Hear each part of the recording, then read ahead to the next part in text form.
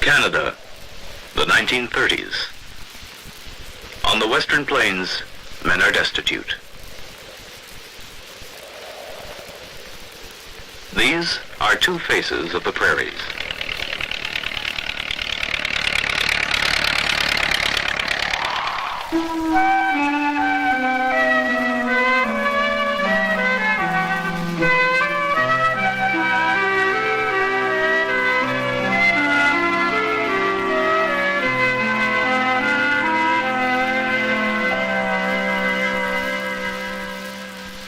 On the prairies, the growing season is short, only 5 months in 12.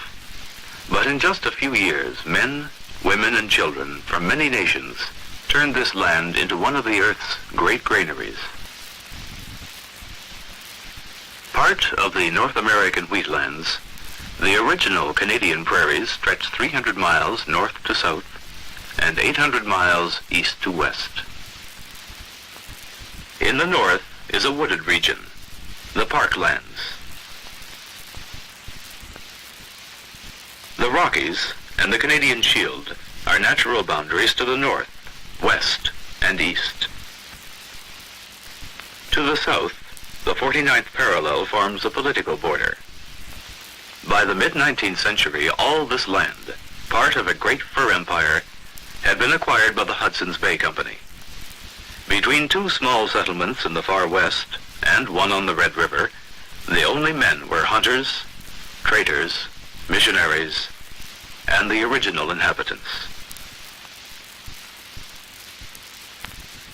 In eastern Canada, a shortage of agricultural land drove men westwards. Below the border, men had reached the edge of the plains. North of the line, they lay empty, open, and inviting. 1867, Confederation. The new federal government buys much of the western territories from the Hudson's Bay Company. The Red River settlement becomes the province of Manitoba.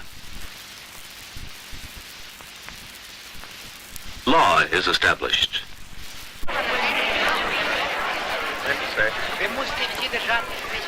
In 1900, the century that was said to belong to Canada began well for the West. Encouraged by the railways, who part owned the land and badly needed the revenue its sale would bring, encouraged by the government, which was fearful of losing the open spaces by default, encouraged by the East, which required a market for its manufactures, they came from all Europe, from the United States, from eastern Canada. In 13 years, almost 3 million.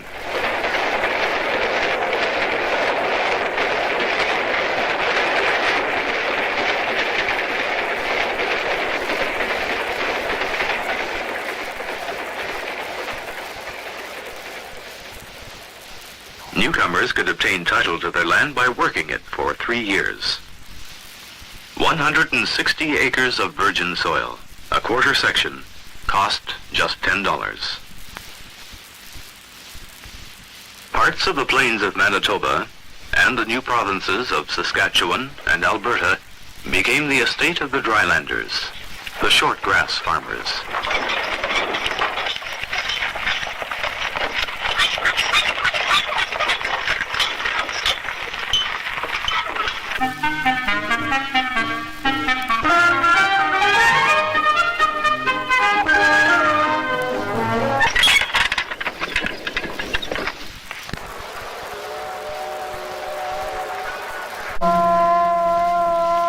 Wheat raised, destroyed, by hail, by rust, bugs, and small failures.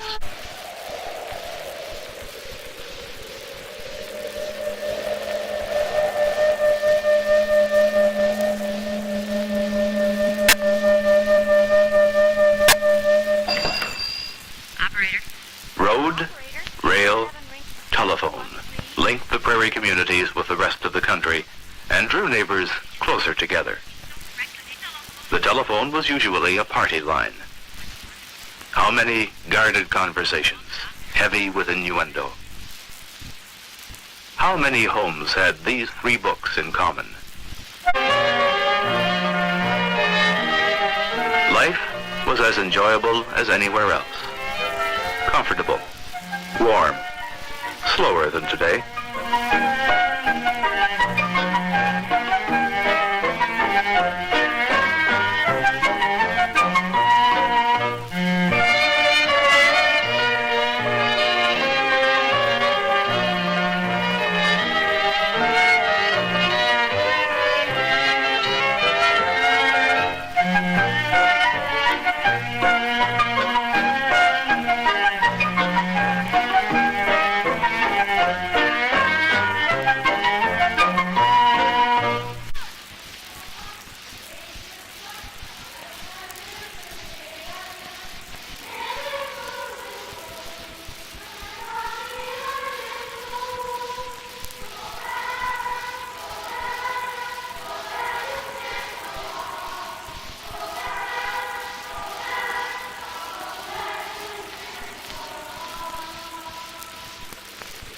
How many schoolhouses were refuges during the unexpected blizzard, the storm of rain or dust?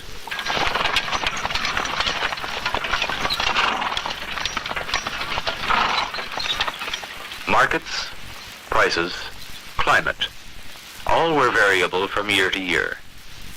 The men, ever individuals, organized themselves. Cooperation was essential. Interdependence took root.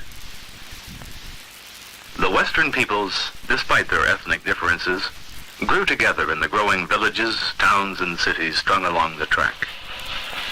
Be it understood, said the Calgary eye-opener, that ranking in importance in the order named, the CPR, Clifford Sifton, and the Almighty compose the Trinity of Canada.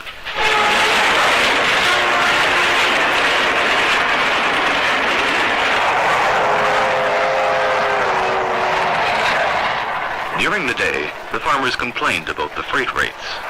But in the long evenings, they and their families welcomed the mournful sound of the locomotive whistle.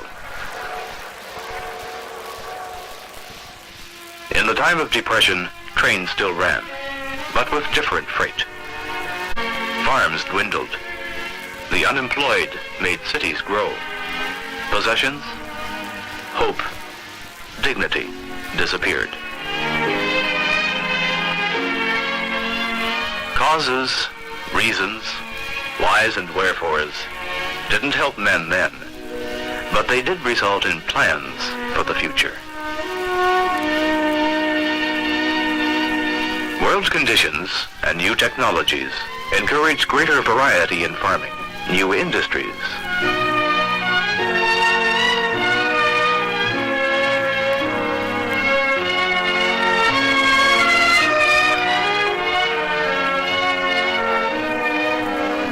The pioneer era was ended by war. Ahead lay the responsibilities of a nation.